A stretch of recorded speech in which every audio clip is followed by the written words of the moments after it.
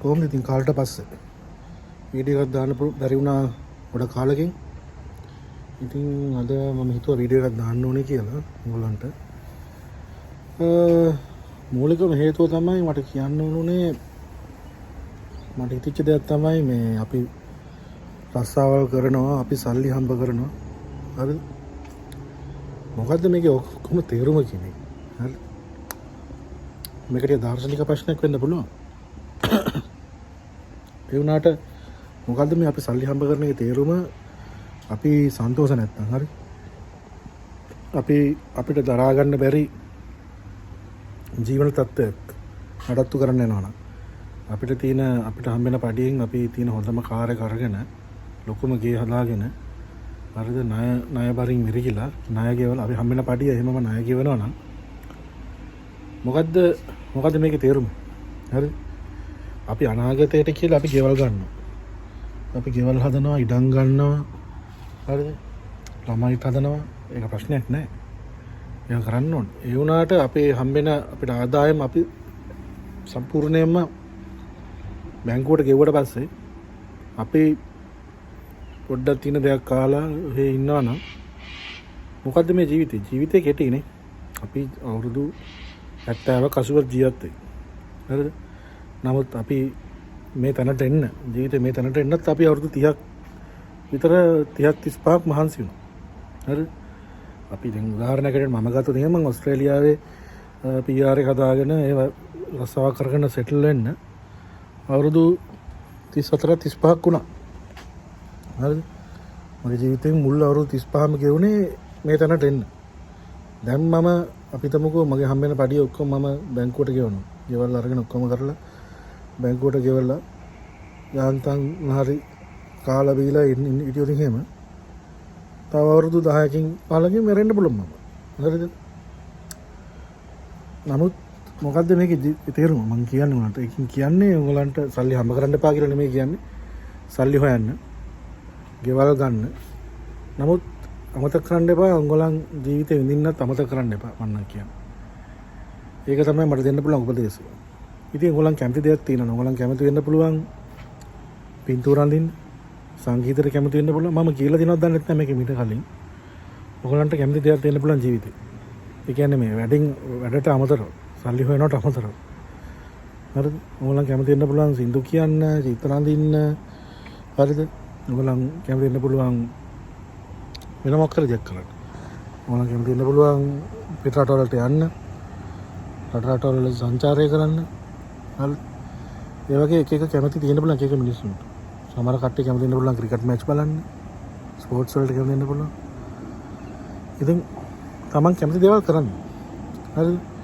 තමන් ඒව අමතක කරන්න එපා. තමන් ජීවිතය කියන්නේ සල්ලි, වැඩයි ළමයිනුයි ඒව විතරක් නෙමෙයි. තමන් ජීවත් වෙන ටික කාලයයි. ඉතින් මේ කාලය තුළත තමන් අනිත් හැමදේම කරන අතරේ කාලය හොයාගන්න තමන් ජීවිතේ පොඩ්ඩක් විඳින්න. හරිද? අඩුම ගානේ අවුරුද්දට සැරයක් අනිවාර්යෙන්ම තමන් ට්‍රිප් එකක් යන්න.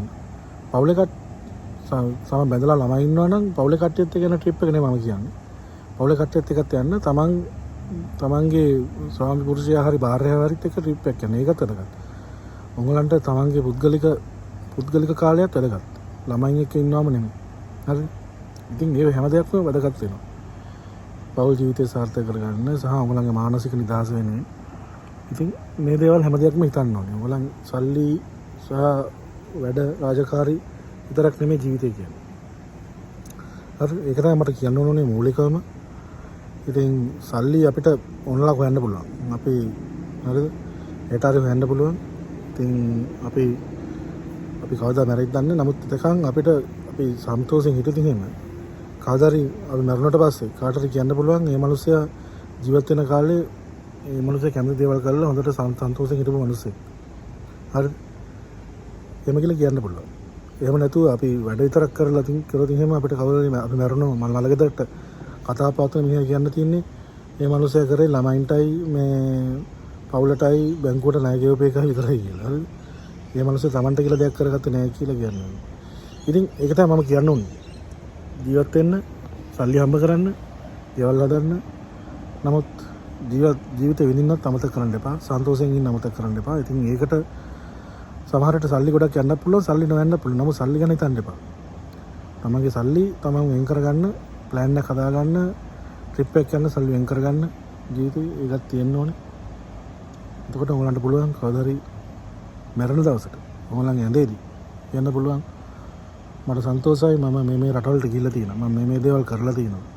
මම මේ ලෝකේ මේ දේවල් දැකලා තියෙනවා. මම එවරස්ට් කන්ද දැකලා තියෙනවා. මම නයිල් නදිය දැකලා තියෙනවා. මම චීන මහා ප්‍රාකාරය දැකලා තියෙනවා. කියන්න පුළුවන් නේ. කොච්චර දෙයක්ද එහෙම කියන්න පුළුවන් නම්.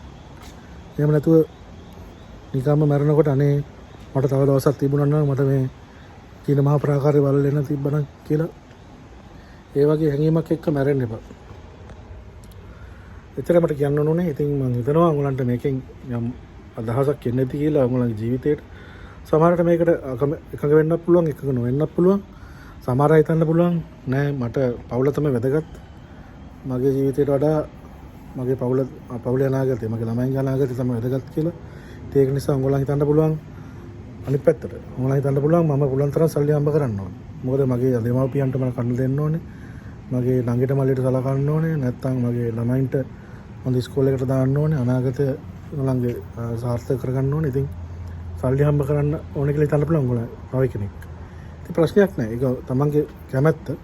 නමුත් මම කිව්වේ මට හිතන දේ ඔයගලන් ඒ ඔක්කොම අතරේ ඒ ඔක්කොම කරන්න. ඒ අතරේ ඔයගලන්ගේ ජීවිතේ පොඩ්ඩක් විඳින්නත්, සන්තෝෂ වෙන්නත් අමතක කරන්න එපා කියලා තමයි මම ඔයගලන්ට කිව්වේ. ඉතින් ඔයගලන් කැමති නම් මේ වීඩියෝ එකට ලයික් කරන්න, channel එකට subscribe කරන්න.